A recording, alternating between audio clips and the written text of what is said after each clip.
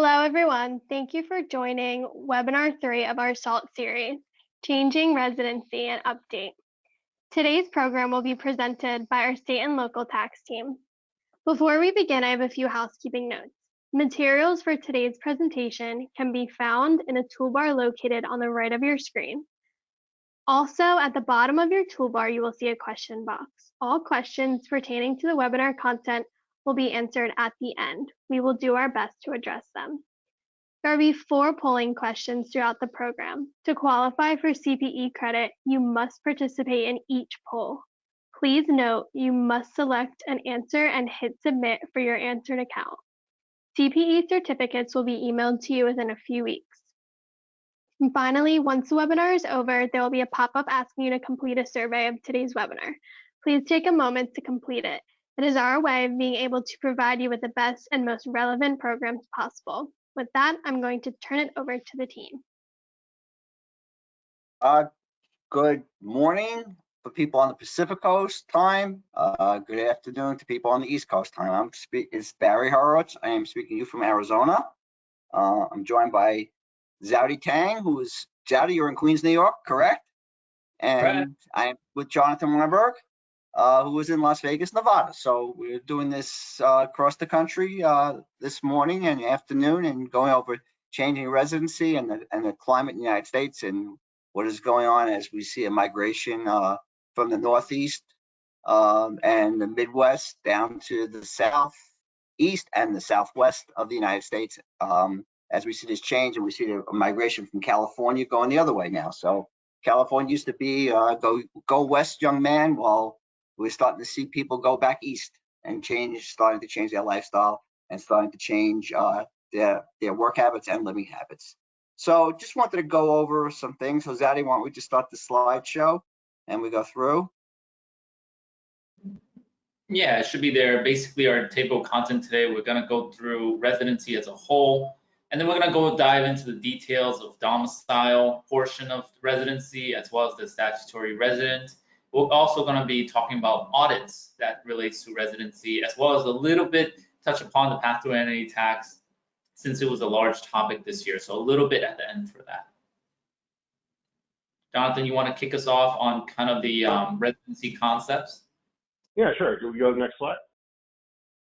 So again, I mean, here we have a video where Barry Horowitz has been on TV a number of times talking about these issues.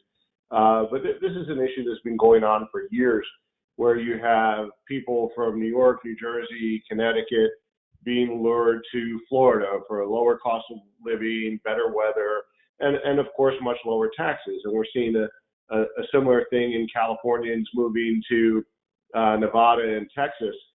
In fact, just yesterday I saw an article that In-N-Out Burgers has grown exponentially in Texas, and they're thinking it's because so many Californians have moved to Texas and they don't want to give up their In-N-Out Burgers. But of course, the tax man, they can't afford to lose the revenue. You know, one thing states can't do is they can't print money. So when people who pick up and move, they tend to be a little bit wealthier or exceptionally wealthy. And when those people leave and take their money with them, states want to make sure that they really, really moved. One other issue. Oh, go ahead, Barry. Yeah, I was going to jump in. Go to the last slide for a second, one sign, if you don't mind. So it says chance of award at 100%, and this article was written in 2019. And back in 2019, the chance of being awarded was 100%. There has been so many clients and taxpayers moving out now. They're going to different scenarios to audit you, whether it's to a desk audit, a letter writing campaign, or whatever else. But they are still going after taxpayers. I want to reiterate that they are not stopping this up. They're probably going to even rev this up as they hire more agents to do this area. So that's what I wanted to mention. Okay, Zad. Right. So, and of course, you know, now we're also seeing significant quality of life issues that are causing people to move out of certain large cities. You know, you look here, we have an article where Citadel is moving from Chicago to Florida. That wasn't necessarily a tax or cost related move. It's you know, concerns about rising crime in Chicago, or in this case, the hedge fund founder's driver was almost carjacked in front of their building. And again, you also see in the same article, you have Carl Icahn and Paul Singer moved to Florida from New York. So again, these quality of life issues, if we go to the next article, talking about how Starbucks is closing offices in certain select cities because of quality of life issues and rising crime rates. All those issues are driving people out of these large cities, especially now that we all have the ability to work remotely. I spent the first 20-some years of my career having to go into the office every day, and now I work full-time remotely from Las Vegas because it meets my personal needs. So moving on to the next slide. So again, New Jersey, where David Tepper decided to move his business from Short Hills to Miami Beach. They were talking about how this blew a giant hole in New Jersey's budget.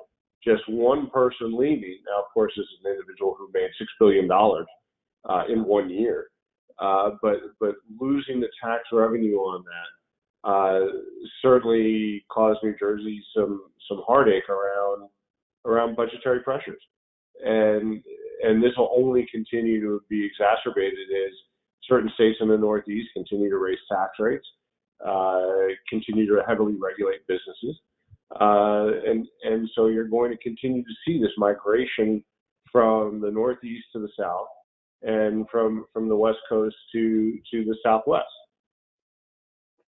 So moving on. So here we have the 2022 State Business Tax Climate Index from the Tax Foundation. The blue states, in this case, are the states with the most favorable business climates. That many of them have no personal tax, no corporate income tax. Nevada and Wyoming have neither any corporate or personal income tax. Some of them don't have any sales tax. And even states, not every state in here is a no tax state. Like Indiana has a sales tax, a personal income tax, and a corporate tax. New Hampshire has corporate taxes, but they tend to keep those taxes fairly low and regulations fairly light. Whereas we see the worst states. I mean, the big offenders are what are on everyone's list. I mean, you have New York, New Jersey, California, Massachusetts, Minnesota, and these are all high tax states with high regulatory burdens, where it makes it prohibitive to open up a business in those jurisdictions. And that's why not only are individuals leaving these states, but also when companies are choosing where to locate operations or where to expand, that they are avoiding these states. In the past year, I've helped 3 companies already move operations out of California. The owners aren't leaving. They like the weather and the lifestyle and the beach and everything else. But when it comes to locating certain operations, they're moving those to Nevada and Texas. So moving on. So again, we have the 10 most business-friendly states, as well as the year-over-year comparison. So the top names have all stayed the same all the way through Tennessee. Tennessee made the list for the first time in 2022, and Utah made the list for the first time in 2022. So now we have the least business-friendly states. So Hawaii made the bottom 10 list for the first time this year. Most of the states are pretty much the same. Arkansas and Minnesota flip-flopped. Maryland dropped 2 spots from 44 to 46. California and New York flip-flopped. But the difference between being the 48th worst or the 49th worst out of 50 is really not much difference. So moving on. So again, what makes a state good for business? I mean, so again, absence of major taxes is a common factor among the top 10 states. So every state has property taxes, unemployment insurance, but again, many of the states in the top 10 don't have certain major tax classification. So again, Wyoming, Nevada, South Dakota, no corporate or individual income tax. Although Nevada has since imposed a gross receipts tax, but in order to be subject to that, you need more than $4 million of Nevada source gross receipts.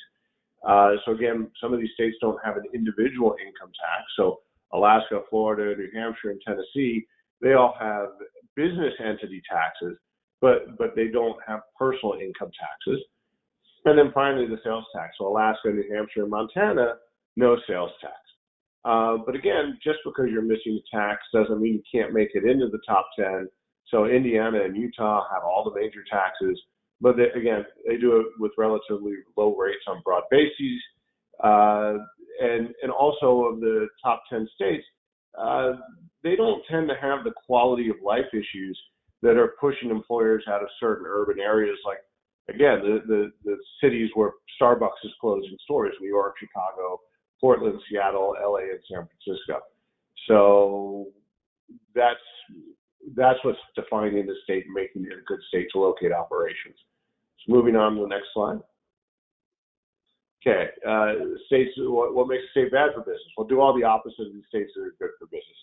So again, all of the bottom 10 states have complex non-neutral taxes, and they tend to be imposed at a very high rate. New Jersey has some of the highest property tax burdens in the country. They have the second highest corporate income tax rate in the country. They have an inheritance tax, and they potentially have the highest personal income tax in the country, because not only is it imposed at a very high rate, the second highest rate in the country, but you basically get almost no deductions.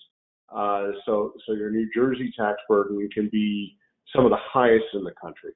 And again, as we discussed previously, many of the states in the bottom 10 are exhibiting quality of life issues that are driving people away. And Jonathan, for instance, and just as an example, myself, my real estate tax in New Jersey are 4 times what they are in my Arizona home.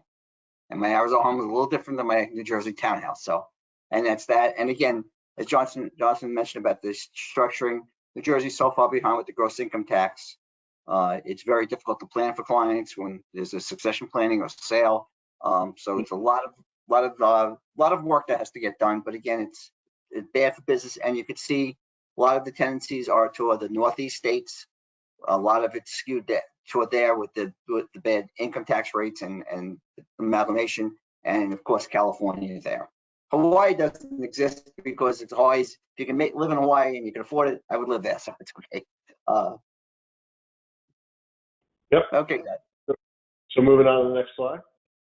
So again, here we have another slide from the Tax Foundation, where they are projecting state revenue from income tax to decline more sharply than sales tax. And again, states can't print the money. Right now we're having issues with inflation because the feds have been overprinting, but states can't print it. And most states also have a balanced budget amendment, so they can't spend more than they take in, which means that they have to get it from somewhere. And if that means grabbing individual taxpayers who claim that they moved out of state and shaking them upside down to see what shakes out, that means the states are going to have to do that. So moving on to the next slide. And Jonathan, with regard to that, an article just came out from New York about New York. They're $7.7 billion behind in owing the federal government their unemployment taxes now, because they basically borrow from the unemployment. They have to make that up. The only way to make it up is to charge the employers a surcharge on that. So now, and so again, unemployment taxes are all mixed in here, and as a huge cost of doing business, and the money that was given away the last couple of years because of COVID, it's now going to come to roost when they have to start to pay back the money. Yeah. So unfortunately, the Tax Foundation hasn't updated the slide showing the year-over-year state tax revenue changes, but obviously the 19 to 20 is when COVID struck and shutdowns occurred, and we can see where the states have really shut down their economies.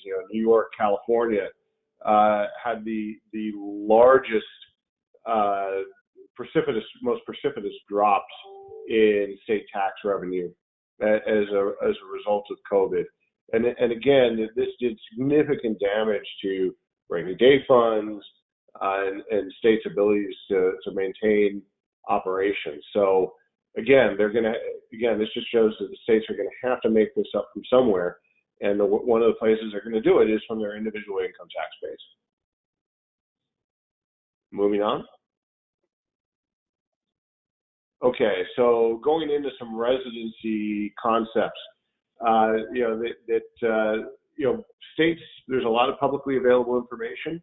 One thing is, where did people move to as a result of COVID?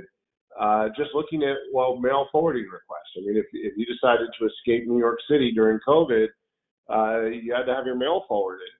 And so just in March of 2020, there were 56,000 mail forwarding requests in New York City. In April, there were another 81,000 mail forwarding requests. And we can see where all of those requests are going to. I mean, so much into New Jersey and Florida, a little bit into Massachusetts, again, Texas, Atlanta was a big recipient. So again, we can see where all these people are heading off to. Moving to the next slide. I guess that takes us to our first polling question. So again, everyone, please remember to select an answer and click submit to get credit. So the first question is, have you thought about moving out of your resident state? And please select one. We'll give everyone a minute. I guess we can answer that, we're not even on that list here, yes to a state other than Florida, Texas.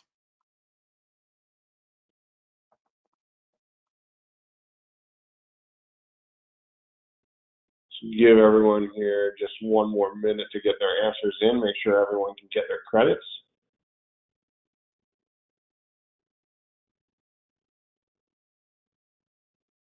And I think that should be enough time, hopefully. Not a very technical question. If you don't get this right, I don't know what to tell you. So let's go to the results.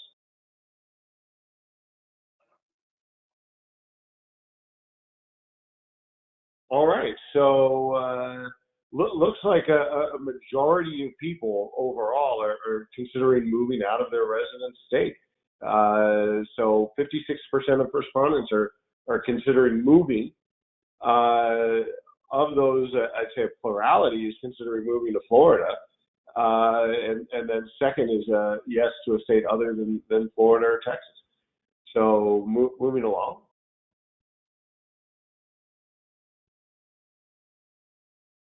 Okay, again, the tax man, they know where people live. I still remember Derek Jeter's audit in New York State, where they brought in clippings from Page 6, showing that he was in New York City every single day. They knew he was in New York City for at least 81 games a year. But again, the New York Post did the New York State's tax work for them by showing that Derek Jeter was in Manhattan all these days. So moving along. Yeah, and the first thing that we usually do when we get retained to work on a tax examination is we Google the client. We look at their LinkedIn account, and we can find so many things because right now the internet, all of us are all over pasted all over the internet. It is where we live, phone numbers, relatives who you work for. So it's not very hard, and if we can do it, the agents certainly do it. So again, our lives are not secret anymore. Right. The three of us recently wrapped up a California audit this year, and I know for a fact that the auditor checked the taxpayer's Facebook profile to see what their lifestyle changes were. So all that information is out there that people put out there publicly on LinkedIn, Facebook. All that information is out there for any auditor to grab from a very basic Google search. So moving along. So again, so again, one of the biggest. Our changing residency pamphlet that we have put out. Yeah. That basically gives the a basic summation of guidelines and what states are doing. Everybody has their own facts and circumstances. Everybody has a different life than their neighbor, their friends, their relatives. So again, this is just a general thing that's on our website that you can see and read. And then obviously we tailor it to everybody's specific facts and circumstances. Right. Yeah, I would also just point out that when someone's contemplating changing their domicile or changing their residency status for tax purposes, failing to plan is planning to fail. In my 20 plus years doing state and local tax, I've only seen one individual pull this off on their own without getting assistance and doing all the necessary things. That if you are considering doing this, you really do need to consult a professional who knows what they're doing, and having them help you walk through the steps. Because if you don't do it right, you can incur a lot of expense, waste a lot of time, waste a lot of money, and not change anything. So again, determining residency. Why does residency matter for state tax purposes? So if you're a resident of a state can tax their residents on their entire income regardless of its source. If you're a non-resident of a state, that state can only tax you on your income derived from sources in that state. So I'm now a resident of Nevada. New York can't tax me unless I were to work in New York. If I work 5 days in New York can tax me on the 5 days that I worked in New York. They can't tax me on the other 360 days of the year that I spent in Nevada. So again, the determination of taxpayers' residence is critical for determining how much tax they're going to pay in a state. So, again, state statutes vary in how they define resident,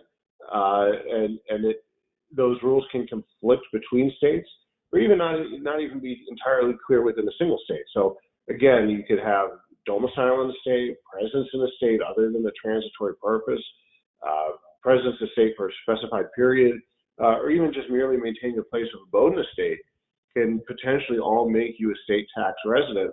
I'll also point out that there are a number of states that impose state, estate, and gift taxes, but they can only impose those taxes on state residents or estate taxes on property located within the state.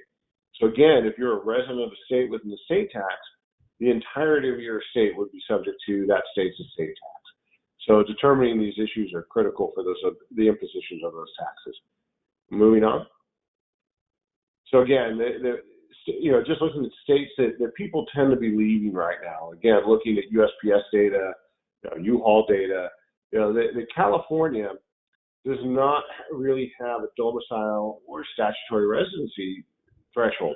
They say if you spend over 270 days in the state, you're presumed to be domiciled in the state. And once you become domiciled in California, that sticks with you until you can show that you've affirmatively broken your domicile.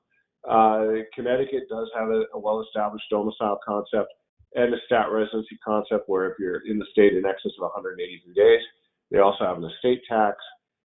Just going through, again, many of these states that they have both concepts, that they have concepts of domicile, which is a subjective standard, looking at where you intend to remain permanently, but then they backstop it with an objective stat residency standard where if you have a place of abode in the state, you're present for 183 days, that also makes you a stat resident. And again, many of these states that people are leaving impose an estate tax, an inheritance tax, or both. Yeah. Now, Jonathan, what we always discuss is there's a change in the way domicile is shown as you go from the East Coast of the United States to the West Coast. The East Coast is much more set on the 183-day statutory residency test. It's where your heart is. That's where I always say it's where your heart wants to be is when you want to change your residency. And a lot of factors go into it. Just spoke to a client about where their grandchildren live. They live close to them in New Jersey. And they say, well, we're going to go to Florida, but I think we're coming back to Jersey. And that's what, one of the factors is where your heart wants to be. But as you go from east to west of the United States, you get away from the 183-day test. It's much more subjective as you go to the West Coast. Arizona has the same rules as California. You're presumed to be a resident here if you're here 9 months or whatever else of the state. Again, no day counts or whatever else, but obviously a day count. The more you stay in the state as compared to the other state, the more it gives the ammunition to the state that you are a resident of that state. So again, keeping a day count is very important. People keep on saying, we talk always, oh, I'm not in the state 183 days. That is irrelevant if your domicile is still in that state. So again, you know, it's facts and circumstances. Right. I'm never going to give up being a New York Met or New York Ranger fan, but I'm out in Arizona, so it's a little different. You know, my heart's is out here, so you know we kind of show different things. So. Right, and I'll point out that the states that people are moving to, you know, there is one uniform concept here, is that none of them impose an estate or inheritance tax.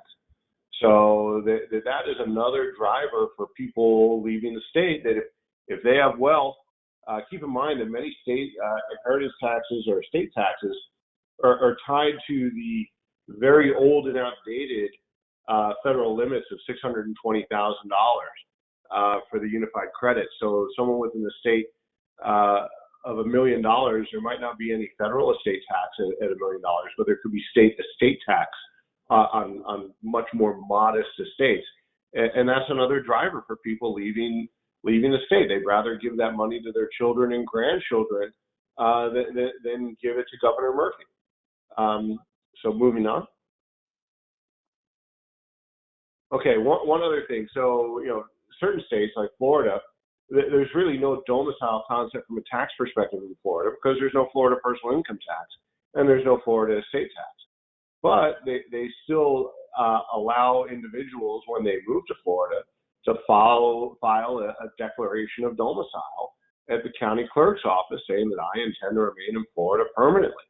And you know that now filling out this form by itself, just because you know you fly down from New York to Key West and you fill out this form in you know the Florida Keys, does not mean that you're domiciled in Florida by itself. So, you know, doing these ministerial acts in a vacuum is not enough to change your residency for tax purposes. But the thing is, if you don't do this, it'll certainly be read against you. That New York, if someone is claiming that they moved to Florida, and they say, well, did you file your declaration of domicile? No. Well, New York is going to say, well, you know, if you really wanted to move, you would have filed this declaration of domicile. So again, it is important to stay on top of some of these ministerial acts to further substantiate your claim of a change. So moving on. Again, just some sample 22 individual income tax rates. You know, Arizona, 2.53 to 2.98, so under 3%. Compare that to California, where the top rate in California is 13.3%, and if you're the shareholder of an S corp, you get another 1.5% on top of that. So you're really coming in at 14.8% for some individuals in California. Connecticut, you get to 6.99%. Georgia is anywhere between 1 and 5.75%. Keeping in mind that the top rates oftentimes come in at very modest levels of income. You know, in California, if you're making $60-some thousand as a single, you're in the 10% bracket. In Georgia, once you hit $30,000 of income or so, you're in the 5.75% bracket. New Jersey, you know, they have their 10.75% rate on what they call millionaires, but it's really a half millionaire's tax because that kicks in at $500,000. New York, actually New York is off. The top rate in New York is over 10%. North Carolina going to 3.99% in 2026. Pennsylvania is the Switzerland of the Northeast. Their state individual rate is only 3.07%. Although Pennsylvania counties are entitled to impose a local income tax, that oftentimes comes in around 1%, with the exception of Philadelphia, where the Philadelphia rate is actually higher than the Pennsylvania state rate. So moving along. And then you have some estate tax rate examples. So Connecticut, depending on the size of your estate, you could be paying 10 to 12%. Illinois up to 16%. Same thing with Massachusetts and New York. And again, those state estate taxes can kick in on much more modest estates.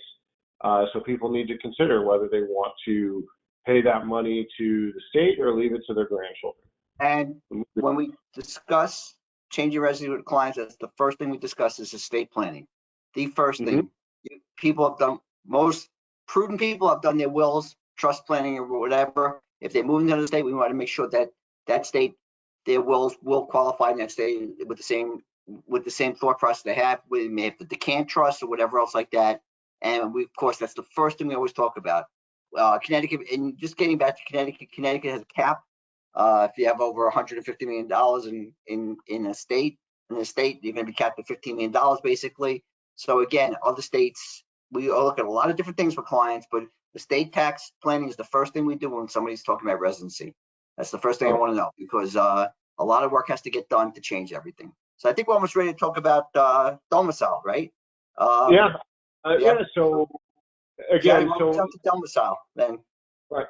Well, we'll just spend one second on inheritance taxes. It's just the difference between inheritance tax and then estate taxes. And inheritance tax, the amount that you pay depends on the distance between the decedent and the beneficiary. So, again, looking at Pennsylvania, that lineal heirs is only 4.5%. If you leave money to your siblings, it's 12%.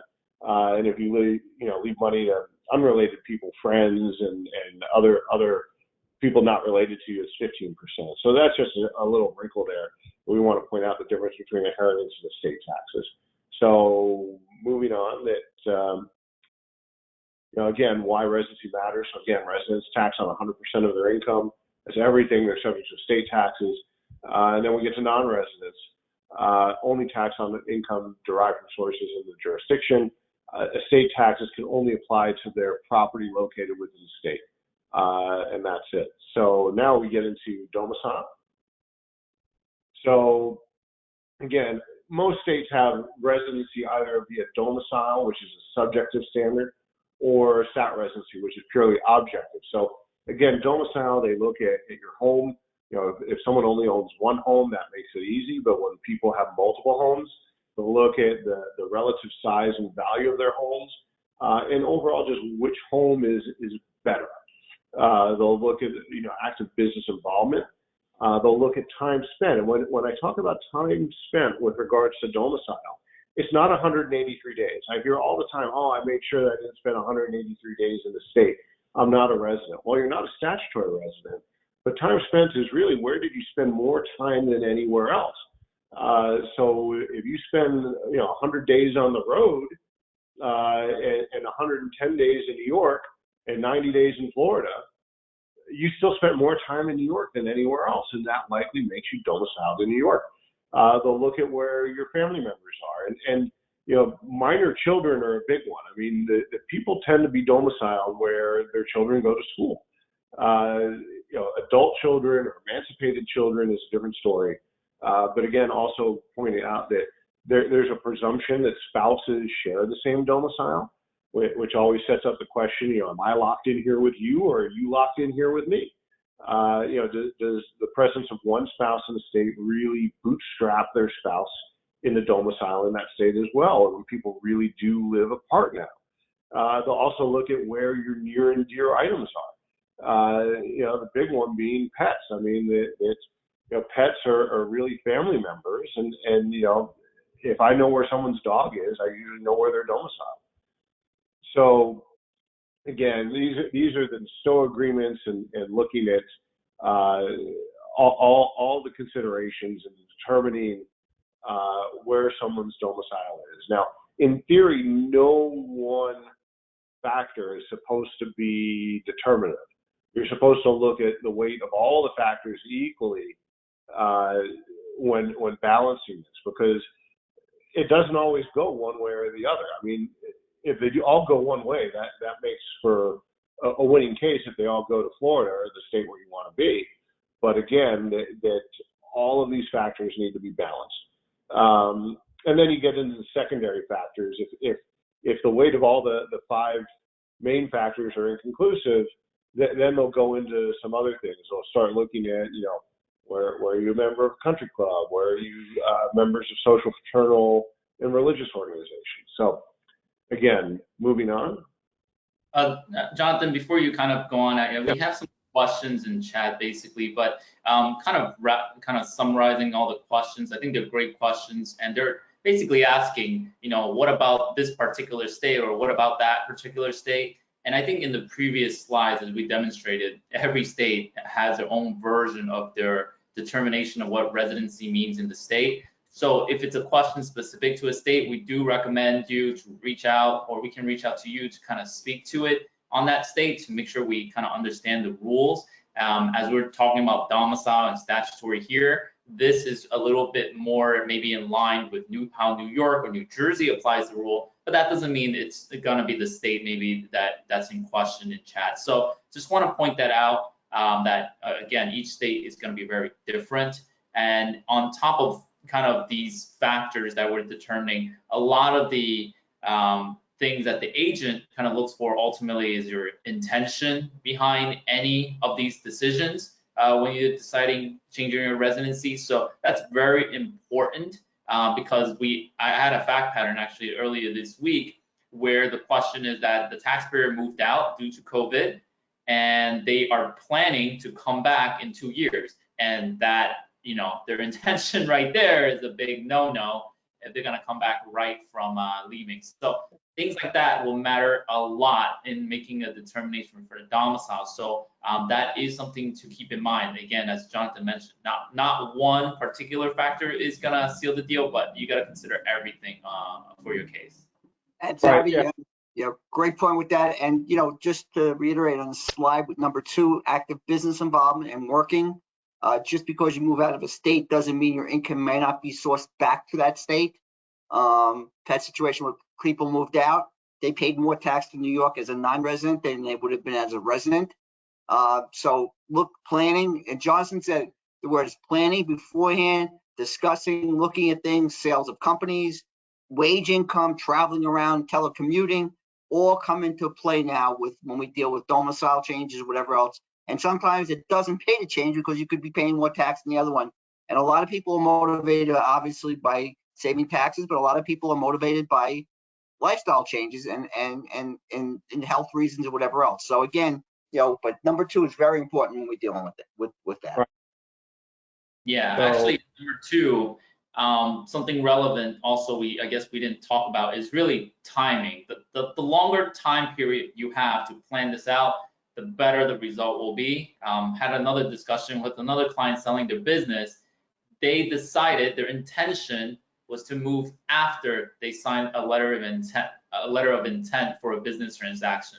So that fact pattern was not so great either. So things like that with timing is a big deal of when you decide to think about things like this. And the earlier you reach out, the better the result will be, for sure. Zari, I know we could talk on this for 5 hours. Do we need another polling question now? Because it's Yep, it's coming right up after this discussion. Yep. Okay. Why don't we jump to a polling question and come back then? Because I want to make sure everybody gets their credits or whatever. Yep. So which of the following is not considered a factor for domicile purposes? So we have active business involvement, family connections, home, or at least 183 days spent in the state. So we'll give everyone a minute.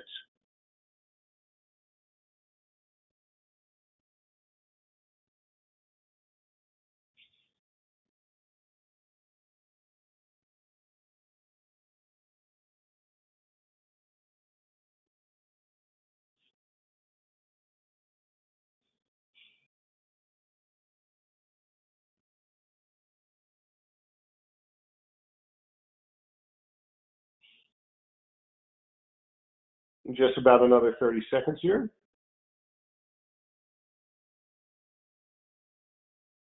And again, please remember to hit submit after you select your answer, so that way you get credit for answering the question. Just another 15 seconds here.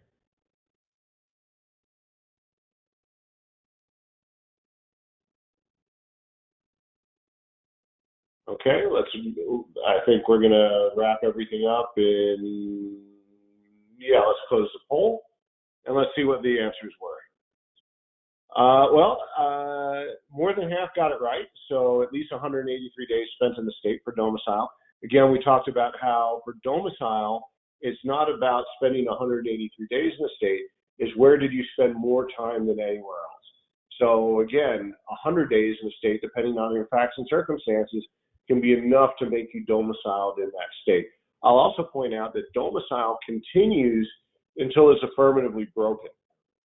So, again, going abroad or to another state for a business assignment, once you establish your domicile in the state, I've had clients who are domiciled in Maryland. They're sent on overseas assignments for 2 to 3 years. Well, they continue to pay Maryland taxes the entire time they're away, even though they may have never set foot in Maryland. So again, 183 days is not the test for domicile. So backing up a couple slides. And then we're going to jump to statutory residency since we're moving along very quickly, Jonathan. Yes. So, Zari, can we go back 2 or go back 3? Yep. No, forward 1. There we go. So again, just additional factors for domicile, things that states will look at. Again, changing your mailing address for your bills, your financial records. Again, they'll look at your membership in social, fraternal, religious, charitable organizations. And they'll want to see that when you leave a jurisdiction, that you either give up those memberships or take non-resident status, and that you join the corollary organization in your new jurisdiction. Again, they'll look at, did you change your vehicle registrations, your vehicle titles? Did you get a new driver's license? Did you get a voter, update your voter registration, register to vote, change your telephone service? Did you update all your wills and other legal documents? Now, doing these additional factors by themselves is completely insufficient to change your domicile. But if you don't do these things, it really will be read against you, because these are the things that everyone does when they move. So moving along. So in the interest of time, Jonathan, I'm going to skip to the statutory. Let's fast forward to some stat residency questions. Daddy, take it away. Yep, no problem. So statutory residency, on the opposite side of kind of intentions for domicile, we have these objective tests that everyone's going to have to test. And one of the first prongs of a statutory residency is maintaining a permanent place of abode. And although it sounds deceptively easy, it gets very tricky depending on what maintain could mean, what permanent and a place of abode could mean in the eye of the taxpayer. So a lot of this is kind of bridging the gap between our understanding of the rule and the client's understanding of the rules. Because sometimes we ask, do you have a permanent place of abode? The client might think, hey, I have a corporate office. They don't think so, right? But it's under the corporate name or under a relative name. Maybe that's not ours, but that's not the case, right? Even if it's under someone else's name, it could potentially count as a permanent place of abode for the taxpayer. So things like that is important to really understand how the rule is applied in an audit versus the taxpayer's understanding of how the rule applies. And the second prong in the test is the day count. So this is the famous 183 days, where it comes from the misconception that it's only one of 2 parts under the statutory residency test.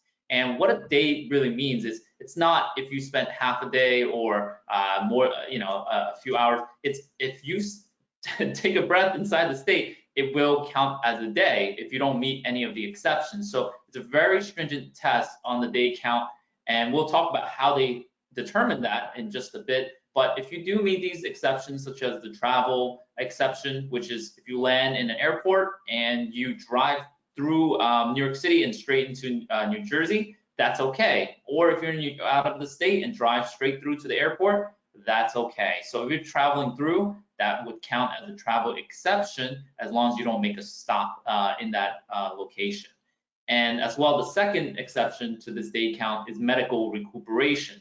If you're recommended by the doctor to stay in the hospital, that will not count as a day in New York City if you are spending it in a hospital. So that's mandated. That won't count as a day either. So those things affect the total day count in coming up with the 183.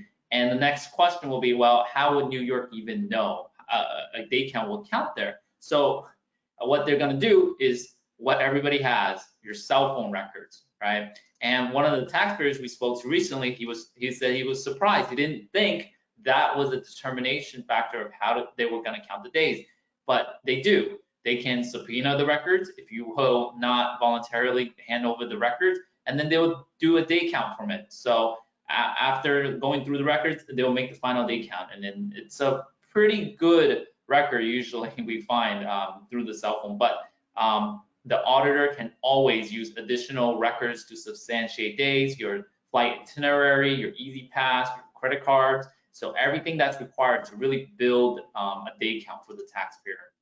They can do all of that, and you can kind of see here all the records. Barry, any comments before I move on Jonathan? Well, one thing I was going to say, and Jonathan mentioned about the mailing addresses for bills and everything else like that. They look at that stuff. Everybody's pays online now, so it's really simple that you don't usually mail to you. Just change the bank account addresses, change that. Most people look at things online anyway now. So again, just some simple things that we do. We want to make sure that you keep good records. You keep boarding passes. You keep those items. The more you keep, the better. The one day, or obviously, with the being in New York or New Jersey for 10 minutes could be a day held against you. You got to look at your timing. If you have a trip, maybe you go in the morning, you save the night before, maybe you go home the last flight going out, so you save the next day instead of slipping over. So again, there is ways to manage it. The day count is a manageable thing because the taxpayer is in control of it.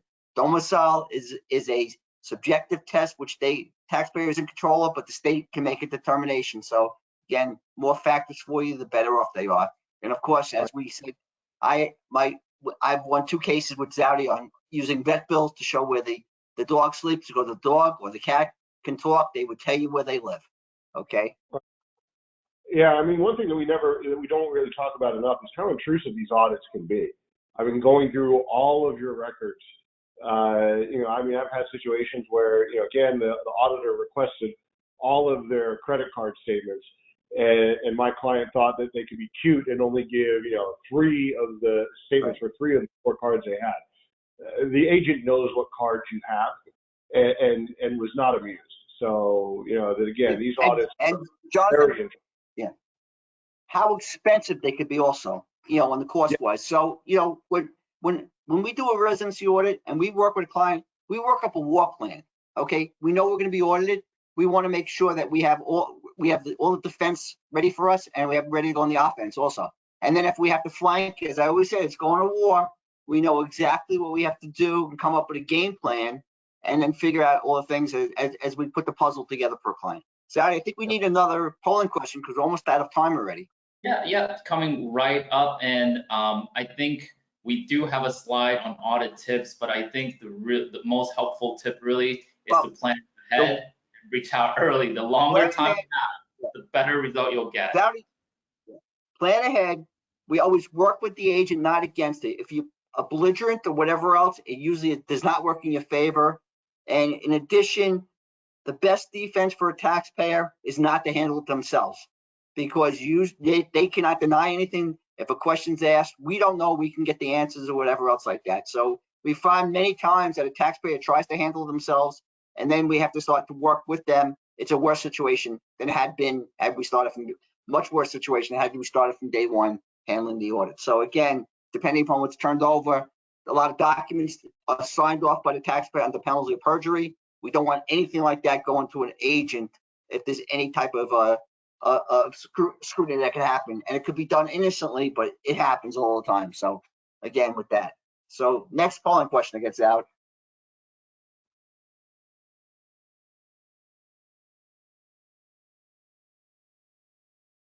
Okay, so which of the following would make you a resident of New York State? Maintaining a permanent place of abode in New York, spending more than 183 days of the year in New York, domiciled in New York State, or travels to work every day in New York State.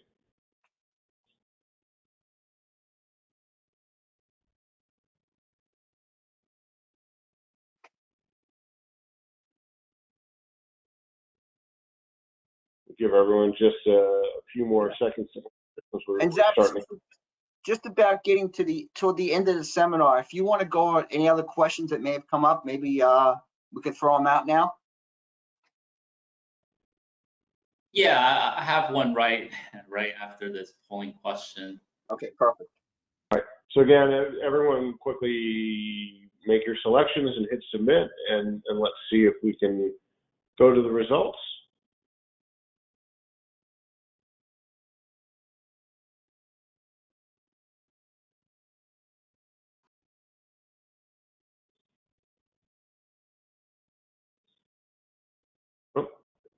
Here we go.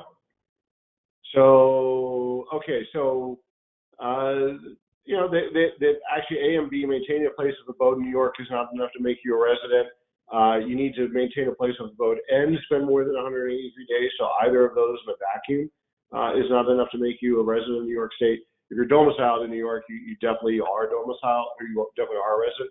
I will point out that many people in New York have been tripped up where they have a vacation home in New York, you know, out in the Hamptons or up in the Catskills. They live in New Jersey and they commute into New York City every day for work. And that gets them a place of abode in New York State, and they're there 183 days, and they wind up being a stat resident. So again, any part of a day is a day. The fact that you didn't go to your vacation home doesn't mean anything. So moving along. Right. So I'll ask the question in chat, and I can do a very quick summary of the past serenity tax, and then we can wrap up, I think, with the last polling question. So someone asked if they're driving from Florida to Massachusetts and need to stop in New York for gas and lunch, does that count as a day in New York for the day count purposes? And Well, go ahead.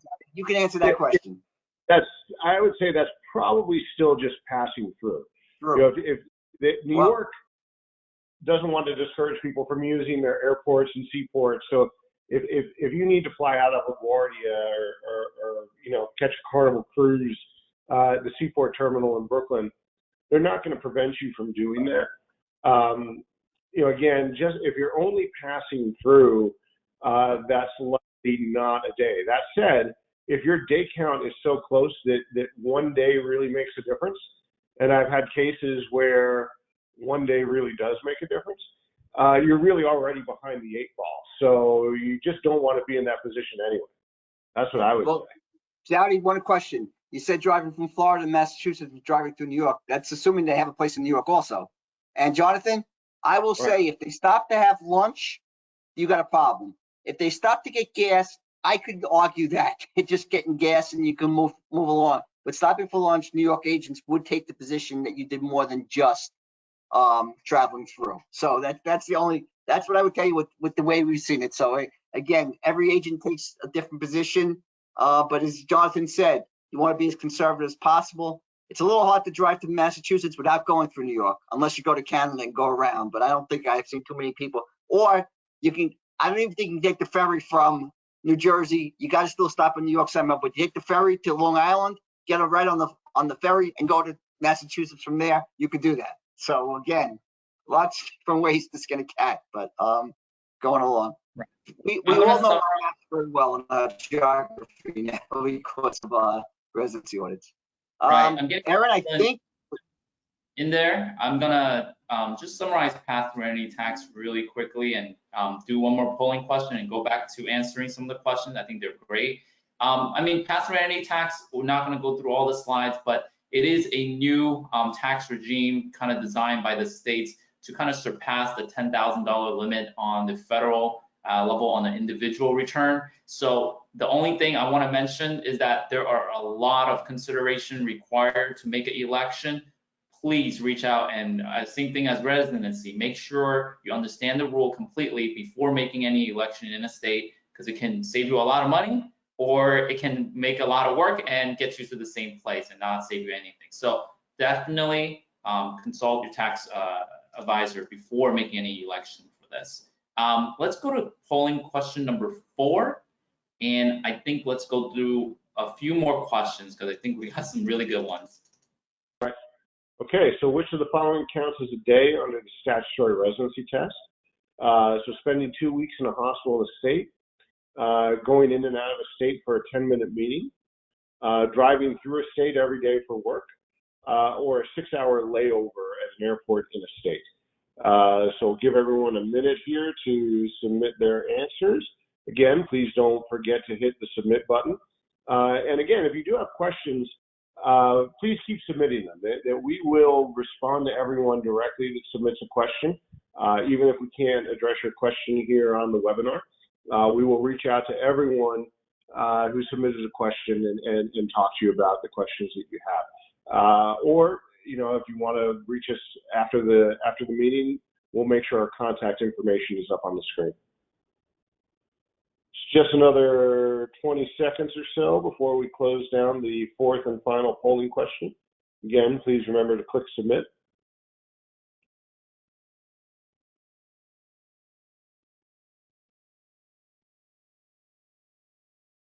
And I think we'll close it down now.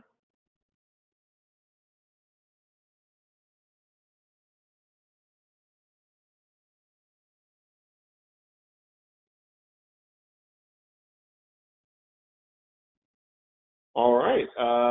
Wow, 79%. That's a really good percentage getting it right. Again, being admitted to a hospital, that generally doesn't count against you when it comes to your day count because you're not really free to leave. Driving through a state every day for work, if all you're doing is passing through, that likely wouldn't count against you, although don't stop for breakfast on the way.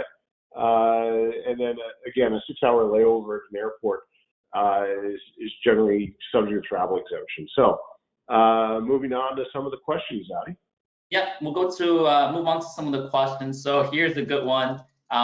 If I'm out of the state and telecommute 2 days a week, would only the 2 days count for New York or not count at all? Well, That's a a question because New York has the Office of Convenience rule. So New York says that a non-resident who is working from home for their own convenience rather than their employer's necessity remains subject to tax in New York on all of their wages. So that could be a really sticky question in New York because it really depends on whether you're working remotely for your own convenience or your employer's necessity. So whoever sent that question in, we'll certainly reach out to you. Well, Jonathan, let me just jump in a couple of things. One, if you're assigned to that New York office, technically all your incomes goes back to New York. However, if you do not have an office in New York, you are hoteling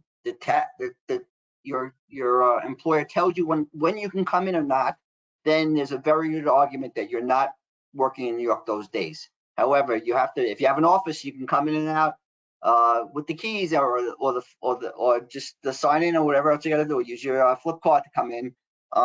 That probably would revert back to New York. But if you're hoteling, you're assigned it, you're only told you can come in certain days, then there's a much better case there. But it has to be documented. There's a myriad of rules New York has with the convenience of the employer rules. So again, it's facts and circumstances. We'll say it again. Everything is facts and circumstances to every single every taxpayer has a different situation. Not my friend did this or whatever else, because we hear that all the time. My friend did this. Well, I don't care what his friend did, because your friend has different scenarios than you. Jonathan and I are working with somebody where there's an illness in the family. We know a reason why. What has to happen here because of a change in domicile. Mm-hmm. Want to do more? Yeah. Aaron, do we still have time? We're still doing good. We still have 183 attendees, and we went to 2 o'clock already. I'm game to do a couple more questions if people want to stay on. Yeah, well, we can go a few minutes long. Right. So I'll do a quick question.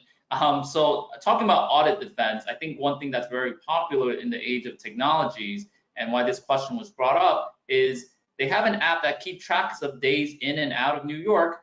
What do you guys think about that? I don't know if obviously your phone knows everything about you. If there is an app that will track where you are and will generate a record that New York will accept, that could certainly be very helpful if the answer is good. It could also be very fatal if the answer is bad. I mean, you live by the sword and die by the sword. So if you're going to use an app to prove that you were outside of New York in excess of 183 days, you better make sure that app says that you were outside New York in excess of 183 days. I would say that I can't imagine New York just accepting data from an app that they haven't validated. They would still probably ask for all your credit card records and your E-ZPass records and everything else. So I don't know if that app itself will save you much pain. The app is just one piece of the tool, okay? Zaddy and I have worked on that with the apps. We don't like them. Sometimes we get false information. We don't like what's in there, and I don't like to turn it over. It's very dangerous sometimes to show the app because that means if the agent, New York does not, or Connecticut does not like it, they can subpoena your phone. And so you know, it's a dangerous tool, but it's one of the pieces that you, as Jonathan said, you put other records together with the app, and then you put the whole picture together. You know, because again, we're trying to trace somebody's lifestyle out, and there's always going to be questions and always going to be something that's going to be a little different there. So the app is just one tool to help you keep days at account, but then we always want to use third-party information such as boarding passes, plane records, or whatever else. The phone is the most deadly thing we have. I was on the non-resident audit committee. He's retired. He was head of the New Brooklyn office. He said to me, "How do I know you didn't take the phone and put it around your dog's neck in Connecticut, let the dog run around the backyard while you went to New York with the app?" So again, there's lots of things that, you know, clients can talk about. So we'll see. Clients that ask us if we have 2 or 3 different phones, what happens? Well, the state knows all your phone numbers or whatever else like that. So it's really hard to avoid saying I left one phone home. I wasn't there for 6 hours. So. And if they find out you're using a burner phone, you're pretty much sunk. Yes. Don't do that. A Tom Brady phone, he breaks it every week, right? He smashed it over the phone. So, okay, Zad, I think we should do one more question if we can, and then I think we'll call it a morning and afternoon. Okay, one more. So it's the question is, early on, you said probability of audit is 100%. The person asking would like to confirm that they hear that right, even for small taxpayers. And how about New Jersey? Well, yes. New York. Go ahead, John. This year, there is one of our partners' children got an audit notice. They are a new college graduate in their first year out of school. They started working, I guess, in September, October. You know, in the fall after graduation, they only made, you know, $12,000. And then they filed a change of residency return in New York, and they got an audit notice. That you know, it used to be traditionally that New York didn't really audit people unless they were making $1 million a year or more, and we have seen that come down precipitously, where they're auditing people making very modest amounts of income compared to the prior $1 million threshold. I did an audit last year for someone who was a lawyer that only made like $300,000 a year. That New York can't print the money, and they can't afford to lose the income. So you file that change of residency. It goes right on page 1 of your return. You go from, Jonathan? you know, oh, go ahead, Barry. Yeah, I was going to say, with technology now, New York, California, all they have to do is just they look to see if whether somebody was a resident, non-resident the next year, didn't file a return. They just send a letter out asking about it. Once they send that letter out, it's an audit notice. It's the same thing whether a desk audit or a field audit. It's an audit is an audit. So once that letter goes out, you're under audit. And New York has done that. They sent out tens of thousands of notices this year. So the answer is, you always say 100%, and it's pretty true. So right.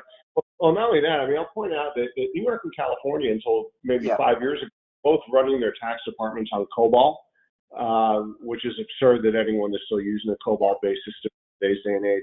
But they have now updated their IT infrastructure to a very modern system, and that is really increasing their ability to data mine. And they are using that newfound capability, and they are getting taxpayers again. It used to be that they could only go big game hunting because being in the COBOL environment wouldn't allow them to data mine. Now with their newfound ability to data mine, they can go after everybody. And not only that, they could just have the machine spit out the notice. Everyone that filed last year as a resident that didn't file this year, they're automatically going to get a notice. The machine is going to do that by itself without any human intervention. So yeah, I would say it really is 100%. All right, I think we're good. Erin, do you have anything to close us out? Yes, thank you all for attending our webinar today. Just a reminder to please remember to complete the online survey that will pop up after you leave the webinar. And I hope you all have a great day. Thank you very much, everybody. Appreciate it. Thanks, guys. Bye-bye. Everyone.